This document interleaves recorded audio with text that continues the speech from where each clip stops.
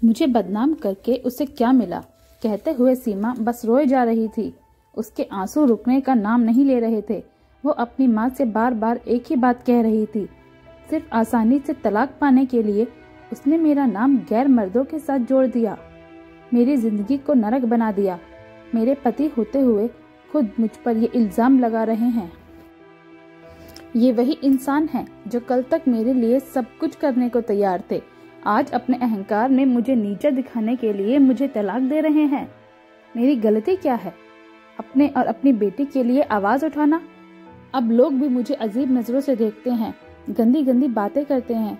रास्ते पर चलना मुश्किल हो गया है। सहेलियों ने भी मुंह फेर लिया। बस कुछ ही मुझे समझती हैं और मेरे साथ हैं। माँ, आपका, भाई बहन का साथ और बेटी का प्यार मेरा हौसला बढ़ाता है। मैंने भी फैसला कर लिया है। मैं लोगों के तानों से, बदनामी के डर से पीछे नहीं हटने वाली। अपने आत्मसम्मान और हक के लिए उस इंसान से लड़ूंगी जिसकी इंसानियत ही खत्म हो गई है। और फिर शुरू हुए कोर्ट कचहरी के धक्के, पैसों की और समय दोनों की बर्बादी। लेकिन कोई दूसरा रास्ता नहीं दिख रहा था। सबसे बड़ा दुख, झटका सीमा को उस वक्त लगता था जब उसका पति कोर्ट में सबके सामने खड़ा होकर उसके बारे में गंदी बातें बोलता था। वो बहुत मायूस हो जाती थी। कभी कभी सब कुछ छोड़कर कहीं दूर भाग जाना चाहती थी, पर उसकी अंतरात्मा उसे झकझोर देती। तुम ऐसे पीछे नहीं हट सकती, तुम चुप नहीं रह सकती।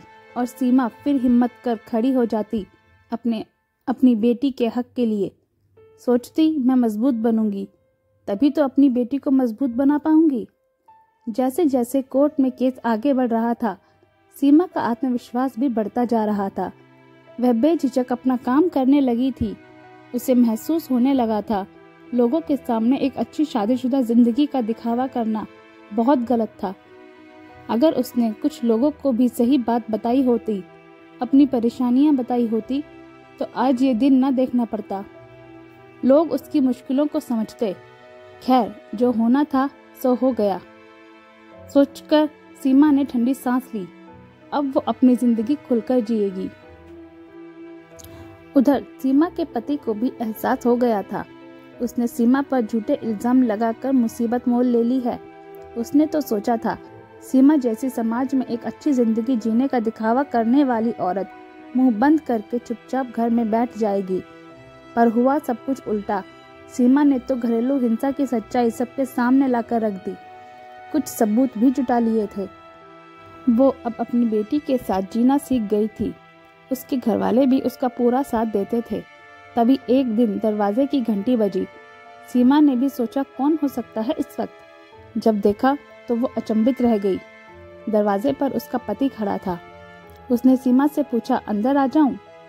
सीमा ने कुछ सोचकर हाँ बोल दिया और उसे अंदर आने को कहा और पूछा, अब क्यों आए हो? वो बोला, मुझे माफ कर दो, मुझसे गलती हो गई और घर वापस चलो। मैं तुम्हारे और अपनी बेटी के बिना नहीं रह सकता। अचानक आए इस बदलाव से सीमा सोच में पड़ गई थी।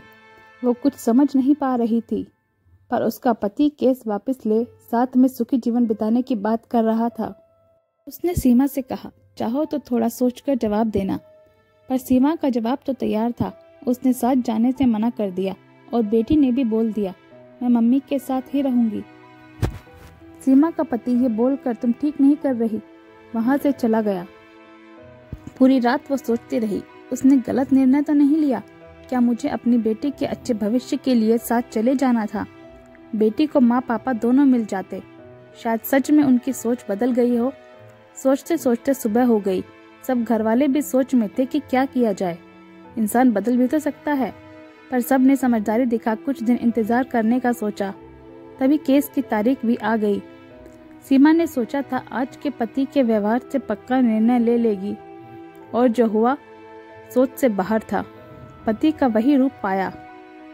सीमा आज भी अपनी बेटी के लिए लड़ रही है। बस एक बात सोचती है, उस दिन उसका पति बदला रूप ले घर क्यों आया था? क्या साथ जाना सही था या अपने हक और अपने आत्मसम्मान के लिए लड़ना? दोस्तों, आशा करती हूँ आपको मेरी ये कहानी पसंद आई होगी। हमें कमेंट करके ज़रूर बताइएगा कि आपको ये कहानी कैसी लगी और इस पर अपनी राय अवश्य दीजिएगा और हमारे चैनल को सब्सक्राइब कीजिएगा। धन्यवाद।